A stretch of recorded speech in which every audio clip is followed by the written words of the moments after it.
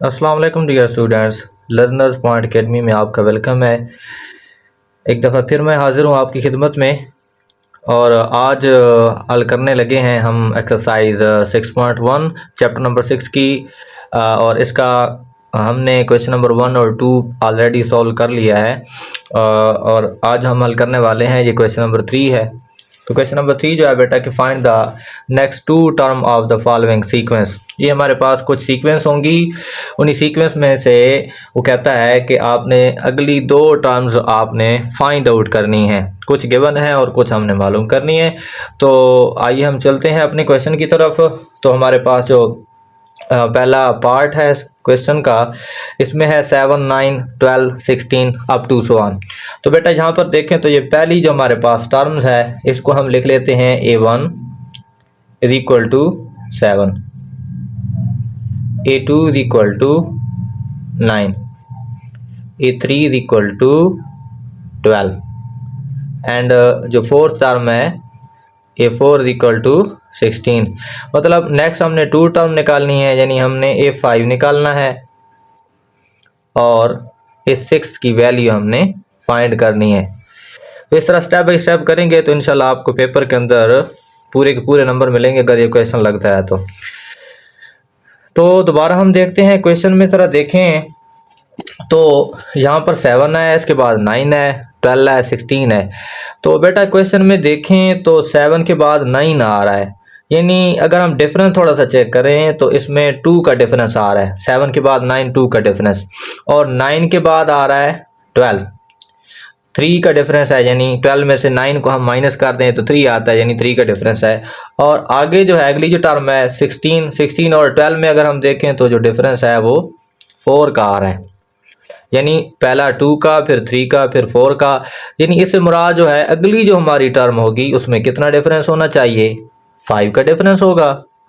और उससे अगली जो रकम होगी उसमें कितना डिफरेंस होगा, 6 का डिफरेंस होगा। इससे मजीद जो अगली टर्म होगी उसमें 7 का डिफरेंस होगा। इस तरह से up to so on.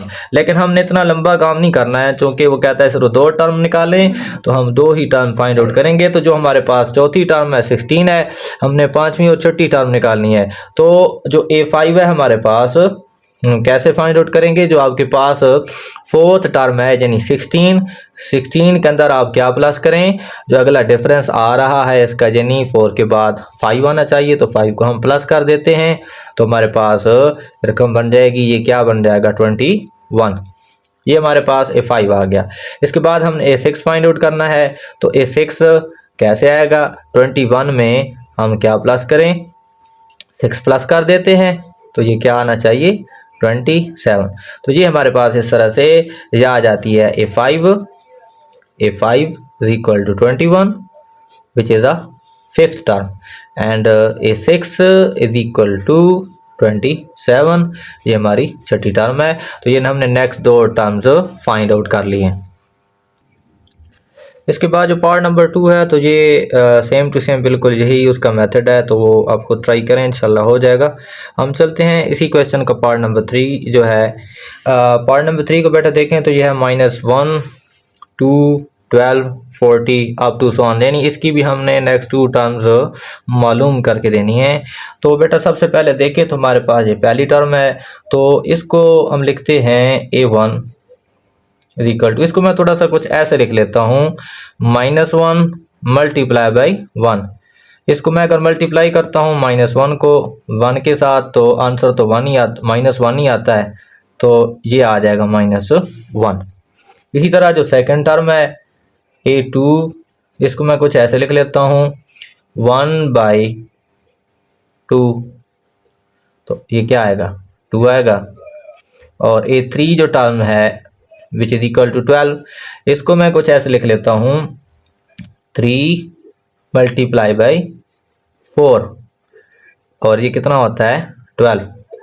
Next जो टर्म है A4, इसको मैं लिख लूँगा 5 मल्टीप्लाई बाई 8, तो ये आता है 40।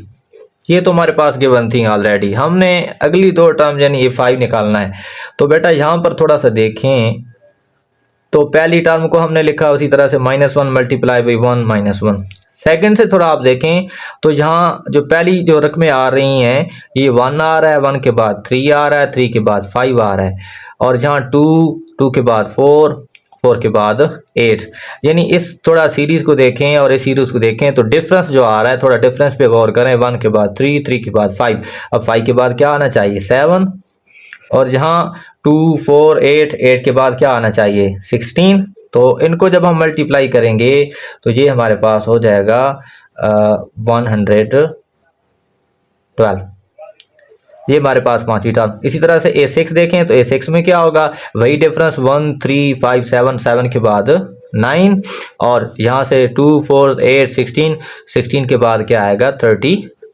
तो ये इनको हम मल्टीप्लाई करेंगे तो हमारे पास क्या आंसर आ जाएगा 288। तो ये हमारे पास 5 टर्म और ये 6 टर्म्स आ गई है। नेक्स्ट 2 टर्म्स हमारे पास हासिल हो गई हैं।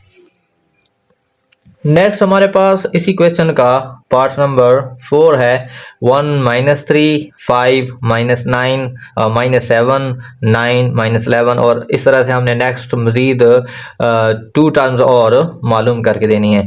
तो यहाँ पर देखें तो हमारे पास एक जो रकम है ये पॉजिटिव है, फिर नेगेटिव है, फिर पॉजिटिव, फिर नेगेटिव, फिर पॉजिटिव, फिर नेगेटिव। तो ये कुछ इस तब्दीली में इस तरह से कुछ में है कि एक पॉजिटिव, फिर एक नेगेटिव, फिर पॉजिटिव, फिर एक नेगेटिव। तो इसको थोड़ा हम ऐसे लिख लेते हैं।